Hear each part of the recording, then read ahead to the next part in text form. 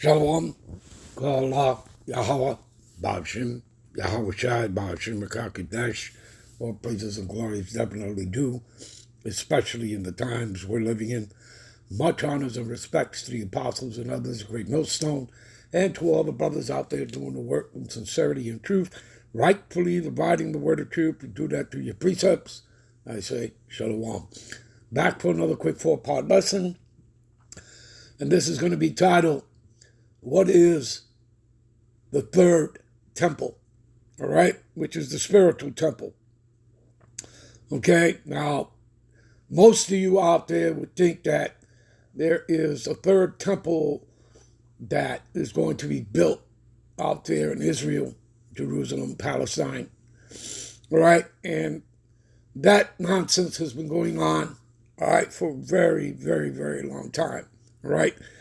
And what it is, people, for example, what if I asked you, okay, how is it that you are cleansed? Okay, most of you would say, oh, through baptism, dunking somebody, in a river, a bathtub, okay? And you would be wrong. Now, there's nothing wrong with, baptizing yourself, dunking yourself, or being dunked, all right? But the point is, that's not what cleanses you. If you know the scriptures, okay, if you've read the scriptures, and there are many precepts one can go to, all right, it is the word that cleanses you, okay? It is the word that does that, all right? Let me give you an example of that. Give me a minute, and I'm not going to hit all the precepts, just going to give you an example. We'll come right back to this. All right, this is Psalms 119 and 9. Wherewithal shall a young man cleanse his way? By taking heed thereto according to thy word. You see that? It is the scriptures, the living waters, the oil, the garments. These are metaphoric, parabolic words used all to describe the same thing. It is the word, right? The testimony, the report, okay? The scriptures. Do you understand? Not some other philosophy or doctrine or anything that comes out of the mouth of man. Do you understand? All right, we're moving on. Now, again, I've given you an example, all right, as to what cleanses you. But again, what we're dealing with here, again, we're dealing with what is the third temple, all right?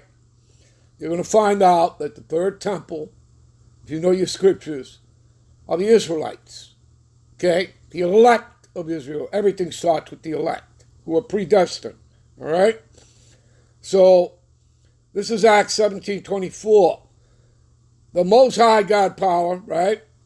That's what God means, power, that made the world and all things therein, seeing that he is the Lord of heaven and earth, dwelleth not in temples made by hands.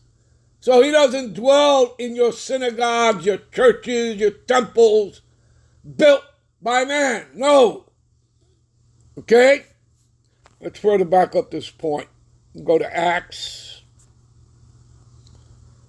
7:48.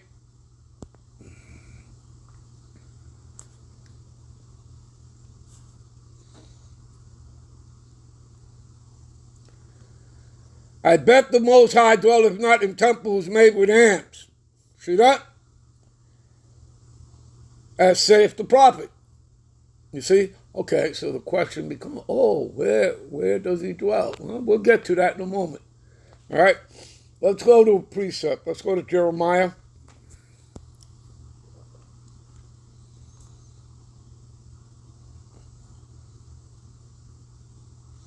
Five and 7.